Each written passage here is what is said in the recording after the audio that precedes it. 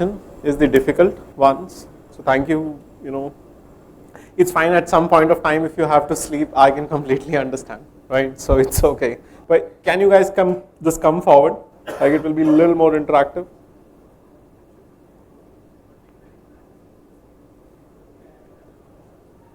More seats over here.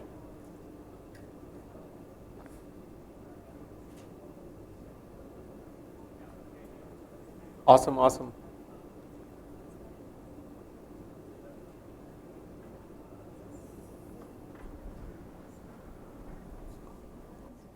Okay, I think we are good to get started. People can trickle in. So,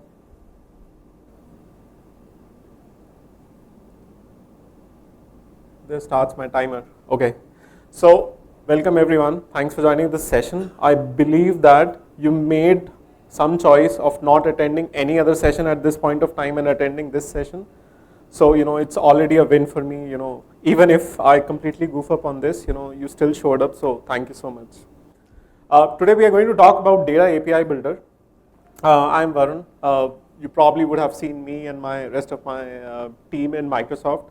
And we are product managers for Azure Database for Postgres Flexible Server.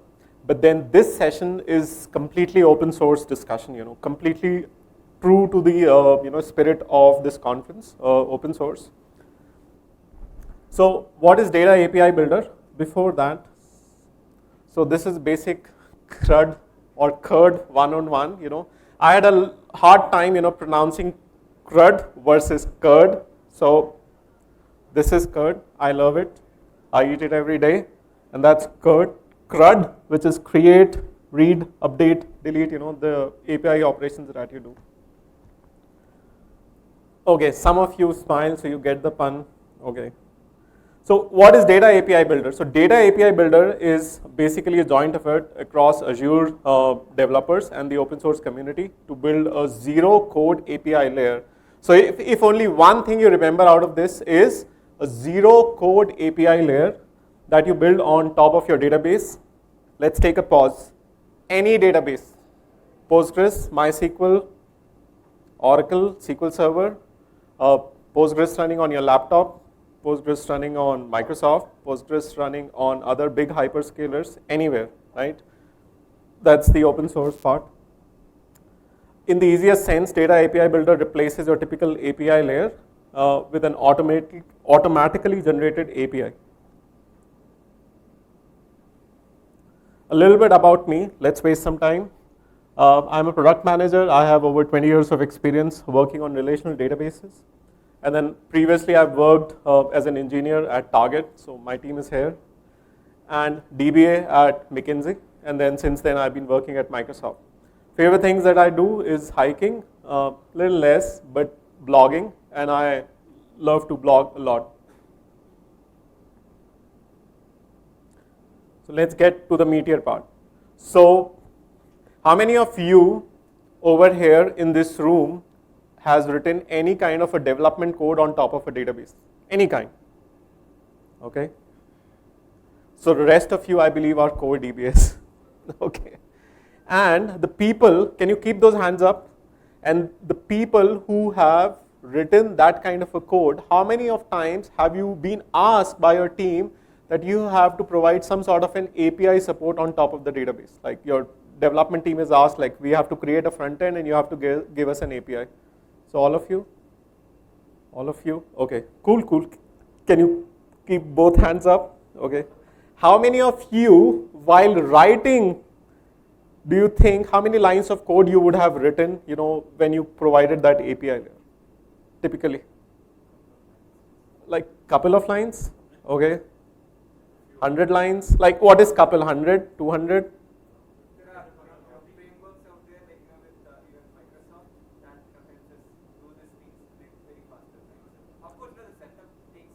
Takes time. Okay, cool. How about 3 lines? Like, is that good enough? I'll show you how you can write 3 lines and expose all your tables, all your views as an API, and then you can build a fancy mobile application, the next Zomato or next Swiggy, kind of an application, all using, just 3 or 4 lines of code. So today, this is how the world exists for enterprise application. You have your database, any database, but this is PostgreSQL, so let's say Postgres database, and then you write API, like my friend sent over here, well, 3 lines, 4 lines, 400 lines, depending upon the complexity of the API, and then you have your client application. What data API builder does is,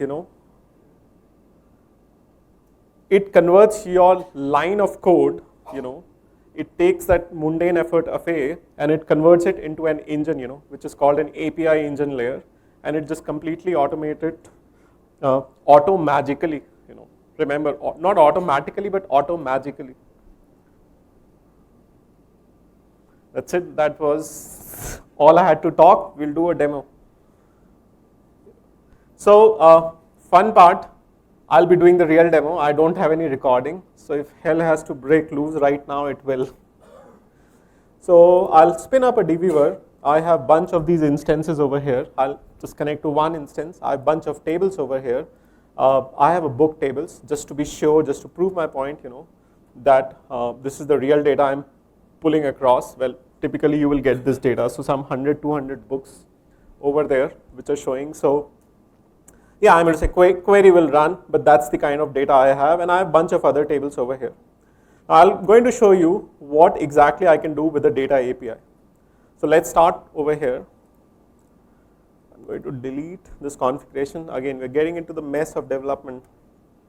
So data API builder is basically a .NET tool, So if you have .NET on any environment, on your laptop, on Linux server, on any other server, if it supports, you can have data API builder. I'll show you how. So this is more of the development part.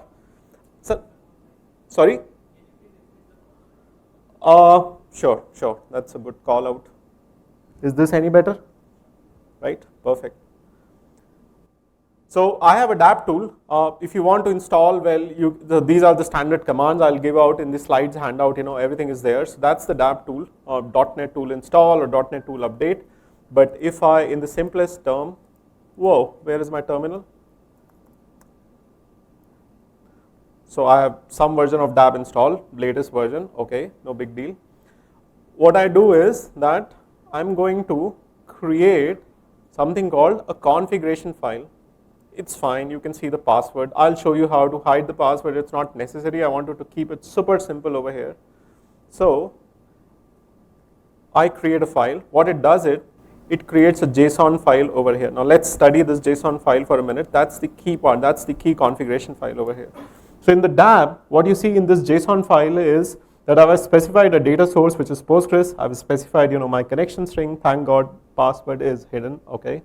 And then I have the runtime configuration, which is REST, which are the most two popular API formats, right? REST and GraphQL, so I have those two API formats over here.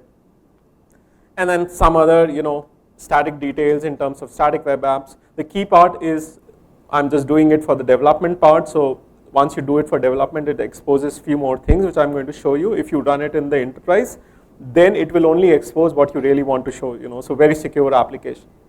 So that's the basic, so remember, so far this is the first command, like the version command I just executed. So that's the first line of code, which is just executing the DAB file.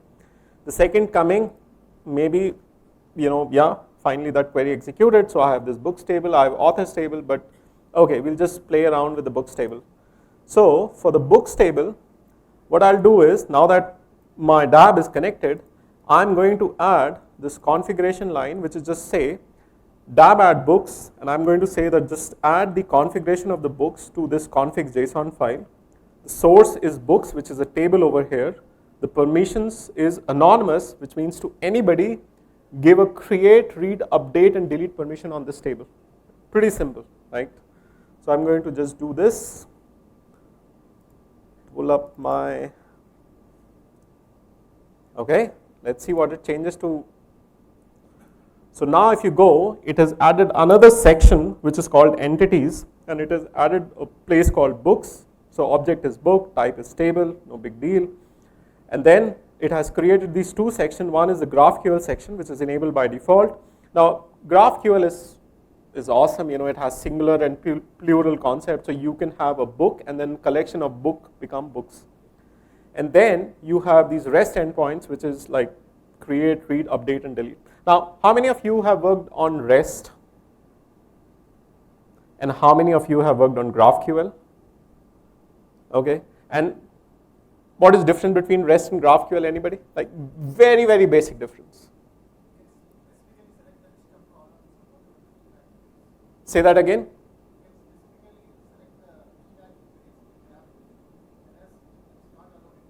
Okay, that's one difference, yeah, for sure. The basic difference though is, in REST, you expose different endpoints to do your create, which is insert. You can read a table, update a table, or delete a row, like, sorry, we are all talking about rows. So create a row, read a row, update a row, or delete a row. For GraphQL, it's just one endpoint. And all you do is you either query the data or you do mutations, which is you modify the data. And we'll talk about it. But high level, that's what I did. So that was the second line of code. So first line of code, let's say, first line of code, dab init, which is we created, this fancy JSON file. And the second line of code was to add this books table, which is anywhere, like any Postgres. And, it just added, updated the JSON file. The third line of code is, I'm just going to say dab start.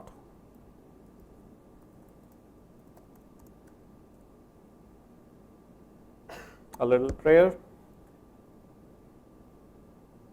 Cool, I guess it worked, So whatever it is, I'm really bothered about these two, these two outputs. I get a localhost endpoint and I get localhost 500. So I'll use a secure HTTPS endpoint and not HTTP. Let's be secure.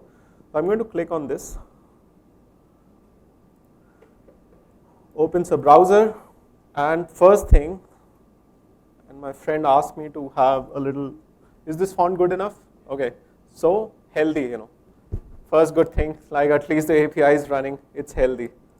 Now, the fun part, API/books.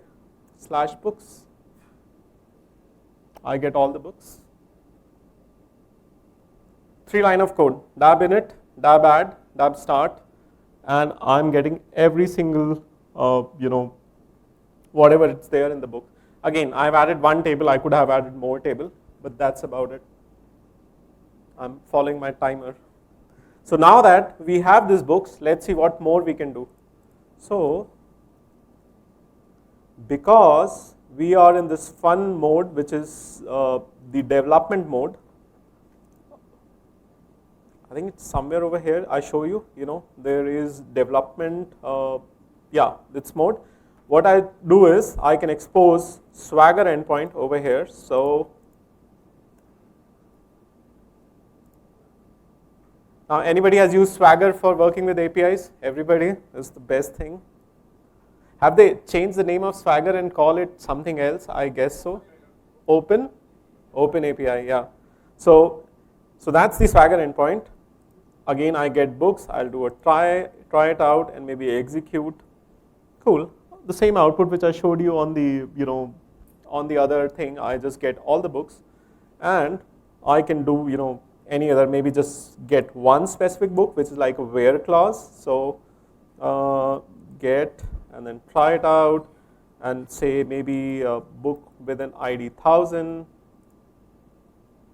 Wow, and I just get one book, where clause. So I, by default, just by being a development mode and exposing this, I get, complete Swagger endpoints. Now, if you have 10 tables, you get Swagger endpoint for 10 tables. If you have 100 tables or 1,000 tables, you get Swagger endpoints. So, everything is exposed. Sorry? I'll come to that. Yeah, so dab supports today, it supports tables and it supports views, and then views technically can be a join query, a complex join query. Right. Yeah. Mm-hmm. So that's the condition of dab, that you have to have a primary key on the table.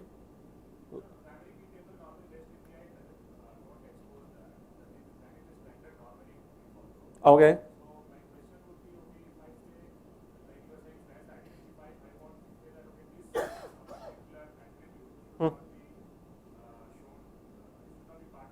you can define that. You can, yeah. Like I'm keeping the simplest example for most of non-developer like me. I'm a DBA, to start with a very simple example that with the basic thing I just exposed, and then there are more advanced thing that we can talk about. So anyway, I just want to move to the GraphQL part. So now that I have this thing, maybe I'll copy this and do the graph. So GraphQL, just like Swagger exposes this banana cakewalk implementation, you would have seen the screen. This is just like playground to play with GraphQL. So this is the GraphQL. I can write this again, in front of you if I don't make a mistake. So query, if I make a mistake, you have to help me. So query, and then I'm going to query books, okay, and then items, which is the standard whatever is in the books table, and I think I have an ID column, I have a title column, I have pages, and the year in which book is published. And I get everything in GraphQL format. See this? Now, I'm not going to do mutations, like I don't have a query ready. If you is smart, writing a GraphQL query to do a mutation, good enough. At some point, like you can show me, but then I'm going to show you the schema reference. See how the GraphQL part works. I expose this table called books. By default, it scans through the entire schema, and it creates, these GraphQL objects. And if you click on the book, by default, you see, you get all the columns, the ID, pages, series, title, whatever was there, in the books table. So that's your book table: ID, title, year, pages, series, ID. Right? Now, as you asked, sir, what if I only want to expose ID and title, and maybe ID is the primary key and I don't want to even expose it and only do title and only do year? You can do it. The only requirement for DAB is that your table needs to have a primary key. Whether you expose it or not expose it is up to you. So that's the GraphQL part. I can take a pause before I return to the screen. Any questions so far? Okay, so let's come back to the demo. So again, I want to stress on the three things. The three things which I've executed. I've added DAB init, which is just started, the DAB configuration file. Then I've added DAB add book, and then I have started, DAB start. Just three things, and then I'm able to expose my one small table as an API. So like if you really want to get started with development of a mobile app or a modern app, if you were to call that, you can just do it very simply with those commands. Now, this is the most basic and elementary explanation. Can we go more detailed? Like I've just exposed a table. What else can we expose? Well, we can expose tables, we can expose views, we can expose stored procedures for SQL Server, for Oracle, for Postgres. I'm the PM for this, and I'm still working to get resources to write that functionality. Most probably we'll do, So those are some of the things that you can expose. And then, like, it will be pretty cool to have a stored procedure in any database, and then you don't have to write a select query to do anything with it. You can do a get API, or you can do a create or a GraphQL, endpoint, and interact with stored procedure, which in turn interacts with your data in your database. Okay, demo worked, so another win. So now it's pretty much the same screen. So ready to get started. I pretty much showed you. So that's the DAB tool install, Microsoft.Data API Builder. That's the easiest thing. DAB is a .NET tool. If you have a Mac or a Windows or whatever, as long as you have .NET driver installed, you can install DAB.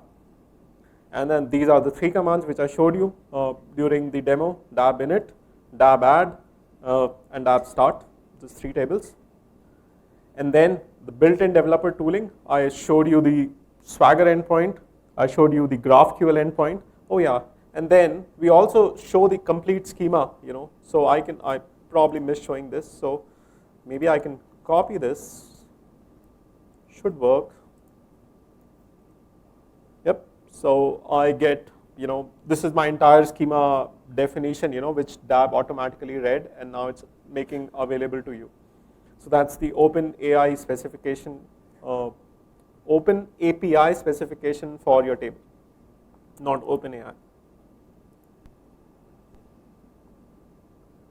Okay, so now that we've understood DAB, now let's see, well, this is pretty cool. You want to go home, you can try or show it tomorrow or Monday whenever you are in, to your cool developer guys. Well, let me show you the magic of quickly creating APIs on top of the table in 5 minutes. But then at some point, well, you want to run it in your enterprise. How do you run it in the enterprise? So next part is how to explain. So it's easy to start. Like one way of running DAB is basically runs as a container. So which means it can run anywhere. Again, it can run on a Docker on your machine. It can run on Azure Kubernetes service. It can run on any hyperscaler wherever you host container. And then you can have a CI/CD implementation whereby it's your database. Then there is a DAB. It's connected to your Git repository. And then whenever you make changes to the Git, it automatically CI/CDs to the static web apps right over here. And then your API automatically gets updated.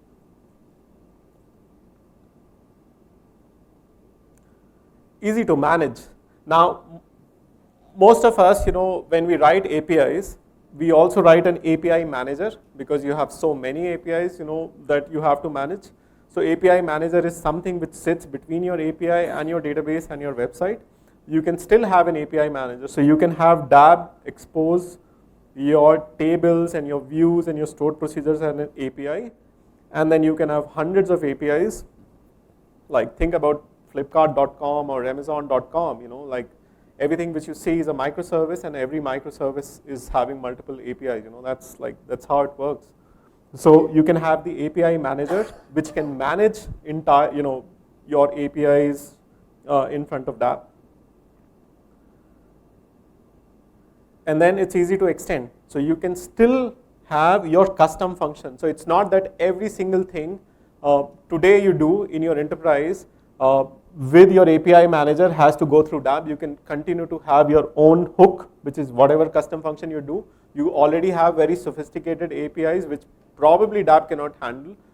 You can do that. And then simpler part, which is like, okay, I have 200 tables and I want to expose it as read and write or whatever. You can expose it, using DAB. So that's a possibility.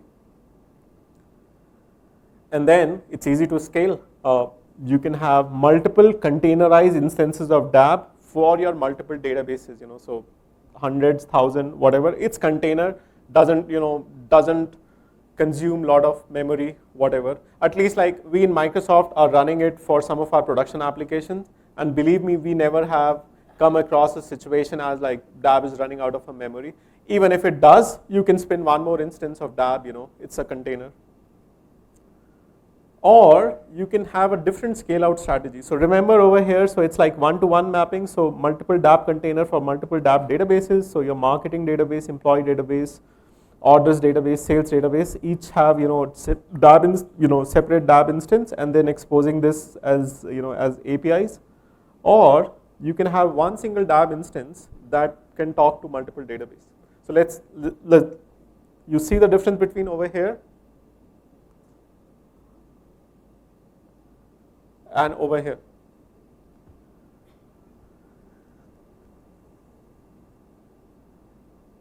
It's easy to cache. We've created a built-in cache in the DAB layer. So now when you do your get, which is technically a select query, and it fetches a lot of data, we cache the data at the DAB layer. Again, we can only cache so much, whatever is the memory that you are spinning on your container. But there is a built-in caching using Redis.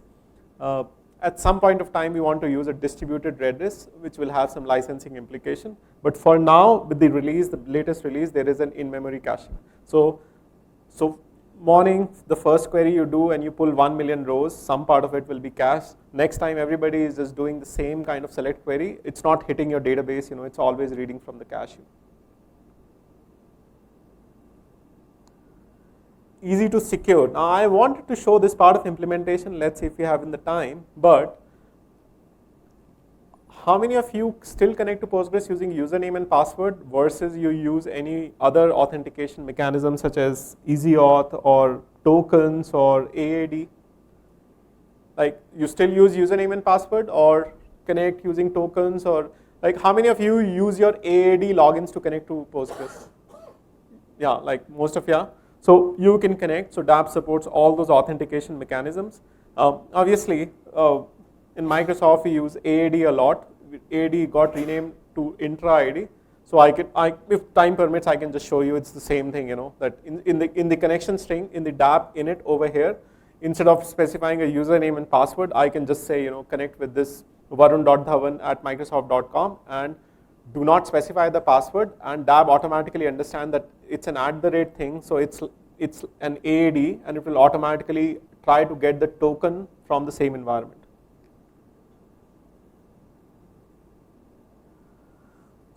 So modern API, REST and GraphQL. A little refresher on the REST.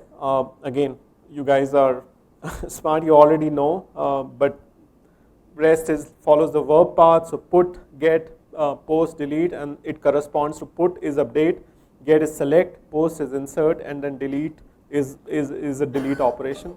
And then the OData, syntax, whereby using an OData, you can do other operations. So you can do like where, order by, top, offset, and you can even do modifications. And then GraphQL, which believe me, I just know probably on the scale of 1 to 10, 0.1, but GraphQL, follows the same, verb, but just one single endpoint. Then you have the schema, which is GraphQL, and then there are two options: either you query, or you do mutations, which is you do a DML activity. So either you are selecting or you are doing a mutation.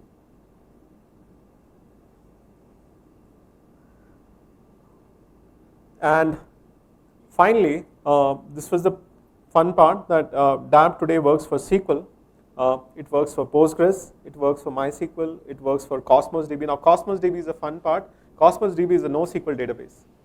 So dApp can even talk to, and Cosmos DB stores the data as collections, so you can interact and create APIs on top of collections. I think the team is working to do the same for Mongo, so that if you have a Mongo database, you can again use dApp and expose your data as APIs.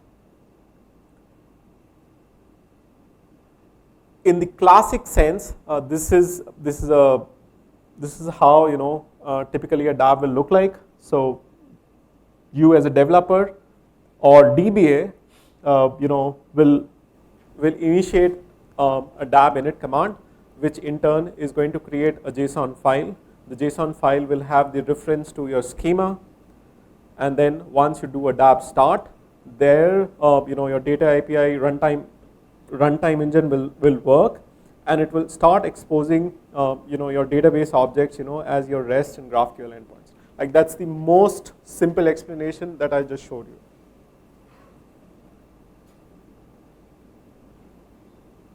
I'll show you some resources. So it's an open source project. So aka.ms/DAB, Delta Alpha Bravo, takes you to the GitHub repo of dApp. So this is our repo. If you go to discussion forums, it's very vibrant. There's like a lot of people world over who are contributing and asking questions, and making sure that dApp works for more use cases. Like somebody asked, like today it does tables, views. If there is any other object that you want to expose, chances are somebody might be writing code or somebody is already working on this. If you decide to even try dApp for some time, or just play around on your own laptop, like the request will be to just take time, again aka.ms/DAB, Delta Alpha Bravo, and then there is a little sign up form over there. You can just sign up. It's an open source project, so there's no money exchange, there's no licensing, there's no hidden telemetry that if you install dApp on your machine that Microsoft, we get to know that you've installed. There's no way. It's just a classic open source project.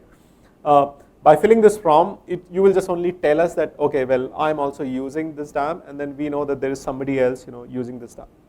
So yeah, just three question form. And then this is pretty awesome, like I have contributed the Postgres part to this repo. There's a getting started over here. And then one thing is that DAB is promoted, like by Microsoft, a lot. So we have a dedicated team.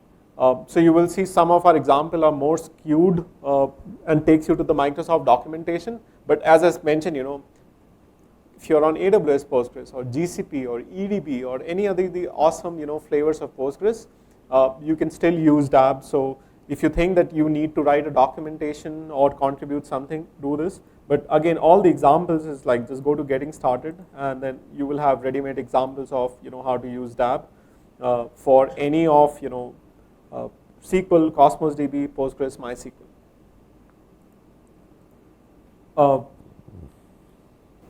I think I have time to take on some questions, or if somebody wants to see more implementation. But these are the classic resources: DAB repo, docs, registry, and then you have all the samples. That's about it. Hi, this is very interesting. We're also doing something similar. So I have a bunch of questions. Sir, can you speak a little louder? Okay, this is very interesting. So we are doing something similar, but so I wanted to pick your brain on some of the problems that we've hit. Sure. And so when you form the URL, right? So one of the questions that was asked was, you mentioned that the primary key is essential. Yeah. So what happens when a table does not have a primary key? Do you not support that particular resource, or do you not support the entire table? Like, awesome question. So if you do not have primary key, and I guess everybody overheard the question, so if you do not have primary key, what you can do is in the DAP configuration file over here, I don't have a ready example though, you can specify the entity. So right now I just say, okay, take the table books and just read the entire table, but I can define that only read 2 columns, and I can also say that this column, assume it as a primary key. So DAB runtime engine will treat those column, one column or array of column, which technically becomes a composite key, it will treat it as a primary key, and that's how DAB engine will assume and then run, when it creates schema. So are there restrictions like that particular column needs to be unique? Like, because if it's not unique, do you return multiple results? I think so there has, like I'm going to say the purpose is to expose something as primary key, then the uniqueness is a constraint, which is why one column, combination of column, like you have to define it a uniqueness, Yeah. What about multi-column primary keys? Do you support that? Yeah, composite key, yeah. How do you define it in the URL then? You don't have to, I'm going to say this is a runtime configuration, okay, which is like once you have defined the key, DAB will read the whole schema and then, index the schema internally. And then how do you want to do the column is the same, the OData refresher, which I just showed you,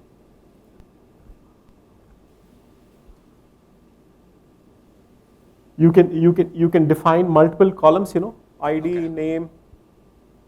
Okay, yeah, that makes sense. Yeah, perfect. What I was thinking here, rather than having the primary key, so you can say what is the something like, okay, because if you take the example of book, so your ISBN number is your primary key probably. Sorry? The ID, the database ID is normally you don't search book by some database ID. Correct. You search by ISBN number or something. Correct. So if you have a column, let's say ISBN number. Correct. So while defining this somewhere in your configuration, correct, or whatever configuration is generated, okay, the correct, JSON. Correct. If I am able to go and say this is basically my primary. Yeah, you can do that. You can do that, sir. And then your API should be generated in such a way. So see, if I say give the slash ISBN number, you should be able to understand. Yeah, let's try it out. So if I have API books, wow, okay. Okay, I think it's not book, it's just book. And maybe I can search by title. Control C, go to Swagger. I just want to do a get book. Maybe I have to spin up.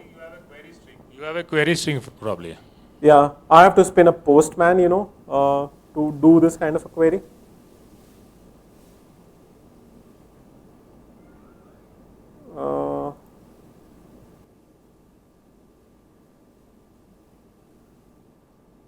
Yeah, I have to write a Postman query to filter, find a specific book by the name. But the point I'm trying to make over here is that you really don't need to, search with an ID column. Like ID column is the simplest example to show over here.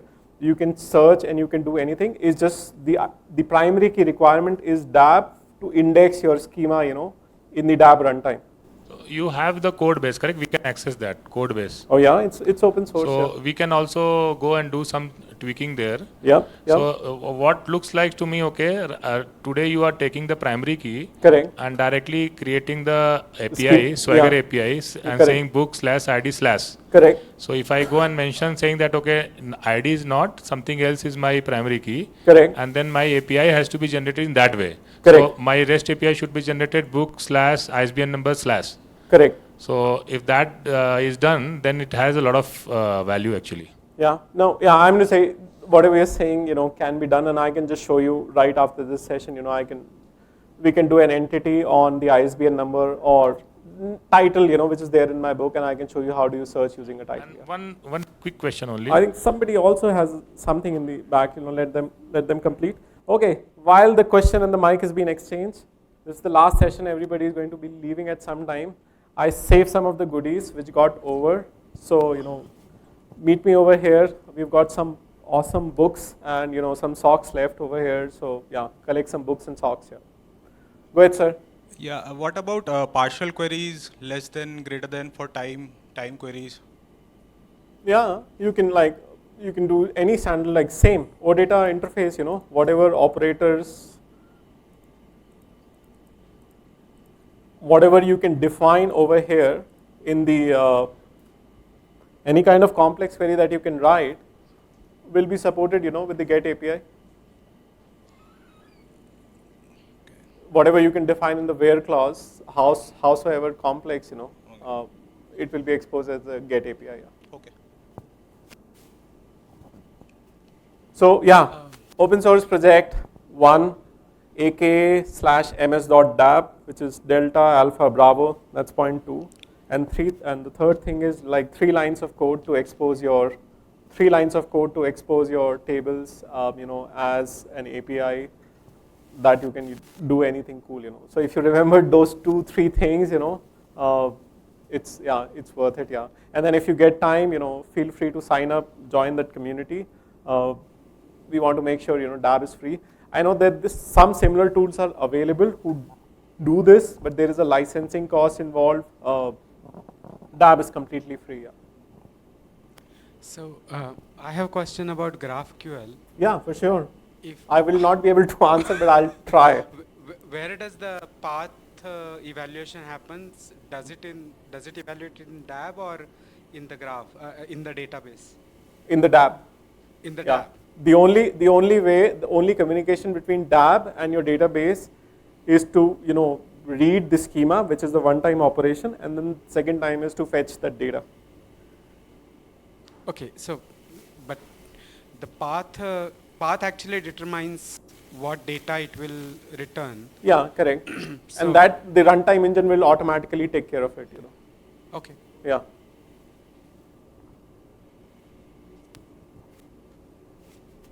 More questions? I have 2 minutes. Yeah. So you mentioned about caching in the DAB, and once we read it is cached, and the subsequent reads will be not hitting the database and read from the cache. But Correct. how will DAB make sure that it is the consistent data? I mean, the data is not changed in the database actually. That's really good question. Yeah. So DAB internally will, refresh, keep your cache refreshed, just like any, like that's the native, philosophy of caching, that it will keep your cache refreshed. And then make sure. The only thing is it can only keep your cache refreshed depending upon what is the caching interval that you define. So there is a native configuration and then you can change. I think right now it's just like we refresh cache every 2 minutes or 3 minutes and you can change it. And the second thing is that amount of memory that you provide. So you run DAB on a container and you can decide to run it on a container which has 20 GB of memory or 200 GB of memory, and then depending upon how much you throw memory at it, it can cache so much data. This is preview. We will, right now DAB is in preview. And we will kind of, GA, we do general available release in June, like summer of this year. And that's where we might provide an enterprise version also of the DAB, where you will have a distributed cache, and then there will be like a licensing involved for Redis distributed cache. And that ways, you will have more control over how to cache, stays refreshed, and how you can scale out, But right now, with this version 10, which I just showed you, the cache, it's by default there. And in the next version, 11, I thought somebody might ask this question: what if you change the underlying table, right? That was the timer. So what if somebody changes the underlying table? So remember, right now this table only has like 5 columns. What if somebody goes and add another column over here? So right now DAB does not support a hot reload, but in the next release, what we are, when it will detect that underlying schema has changed, then it can actually do a hot reload of, DAB. So this part, which is right now the DAB engine which is running, this can be hot reloaded and will make sure, that it automatically gets it. So if you say that expose all column over here of the books, and then you go back, add a new column, right now you have to just stop DAB, like just Control C or whatever. If you're running on an enterprise environment, you have to just restart the container. But in a hot reload, it will automatically detect that your underlying table is changed or view is changed, and then it will just reload it. Just one more thing, that this idea of adding one table at a time, somebody called out in a community that this is very mundane, like, well, there are 3 tables. It's fun to run DAB add author, DAB add books and underscore author. But if you have 100 or 200 tables, this has become a task. So we have written a CLI, which is which is basically available over here. You can download a command line interface. It will connect to a database, and it will automatically create this JSON file for you with 100, 200 or 5,000 tables that you have in your database. And then all you need to do is just run it as a DAB start. You don't even need to do these things manually one by one. The demo was optimized to help you get started in the most basic way. Yeah. That was a good question. Any other question? If not, thank you so much. I'll just keep sitting. My open source, this is the largest gathering so far I've seen for the DAB, so I'm just going to click a picture to show my developers. Thank you so much. Thank you so much. Please collect some books and socks, from over here. Yeah.